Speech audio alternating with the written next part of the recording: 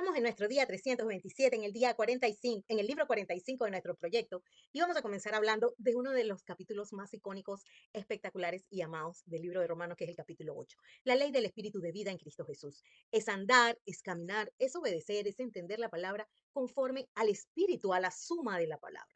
Es no andar, no entender, no vivir conforme a la carne, conforme a lo terrenal, ni lo pasajero, ni lo movible.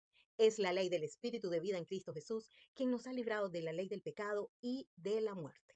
No hay ninguna condenación para los que andan en Cristo Jesús, los que no andan conforme a la carne, sino conforme al Espíritu. Ni la muerte, ni la vida, ni ángeles, ni principados, ni potestades, ni lo presente, ni lo porvenir, ni lo alto, ni lo profundo, ni ninguna otra cosa creada nos podrá separar del amor de Dios en Cristo Jesús, Señor nuestro. Porque los que son de la carne, en las cosas de la carne piensan, pero los que son del Espíritu piensan en las cosas del Espíritu. La mejor noticia del mundo es que Dios entregó a su Hijo por nosotros y nos dio con Él todas las cosas. Esa es una verdad maravillosa. Todas las cosas nos ayudan a bien porque contribuyen a cumplir el propósito de Dios, ser hechos conforme a la imagen de su Hijo. Ese es su propósito. Hemos sido llamados, escogidos, predestinados, justificados, glorificados conforme a ese propósito de Dios. Observemos esta maravilla. Por el espíritu de la palabra, nosotros hacemos morir las obras de la carne. Por el espíritu de la palabra, vivimos. Por el espíritu de la palabra, somos adoptados como hijos de Dios. ¿Quiénes son entonces los hijos de Dios? Son todos los que son guiados por el Espíritu de Dios. Estos son los hijos de Dios. ¿Cuál es el propósito de Dios? Que seamos hechos conforme a la imagen de su Hijo. Dios no permite que nada, que nadie, que aquel que quiera acusarnos o quiera condenarnos pueda vencernos. Sin embargo, por causa de Cristo somos atribulados en todo, pero ni los sufrimientos ni ninguna cosa creada nos puede separar de su amor. Antes, en todas esas cosas, como los padecimientos, somos más que vencedores por medio de Cristo, porque Cristo intercede por nosotros. Qué bendición. El Espíritu nos ayuda en esta debilidad, intercediendo con gemidos indecibles, conforme a la voluntad de Dios, porque el Espíritu de Dios intercede conforme a la palabra, para que nosotros nos mantengamos creyendo en la palabra y esperando en su cumplimiento y la veamos con los ojos del Espíritu.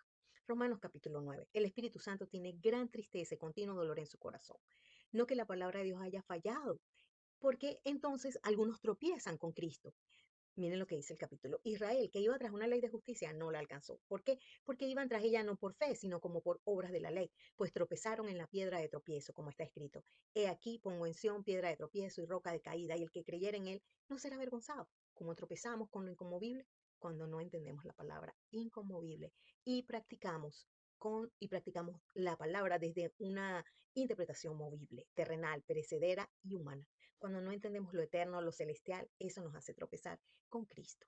Romanos capítulo 10. ¿Cuál era el anhelo del corazón de Pablo y su oración a Dios por el pueblo de Dios? La salvación que viene por tener celo de la palabra de Dios, celo conforme a ciencia y conforme a la palabra. El Señor dice, fíjense qué fuerte, todo el día extendí mis manos a un pueblo rebelde y contradictor. Tengamos temor de Dios y pidamos perdón por este pecado. Vamos a orar. Padre, ayúdanos, no queremos ser un pueblo rebelde, contradictor a tu palabra. Ayúdanos a entender lo inconmovible, a dejar las interpretaciones terrenales de tu palabra. Abre nuestros oídos, abre nuestros ojos para que veamos las maravillas de tu ley. No permitas que causemos más dolor a tu corazón, Señor. Te lo pedimos en el nombre de Cristo Jesús y te damos gracias. Tus siervos, Misatriz Silva de Rivera, Raúl Vicente Rivera Ramírez, con una sola meta, 365 días con la palabra y solo nos faltan 38 días. No desmayes.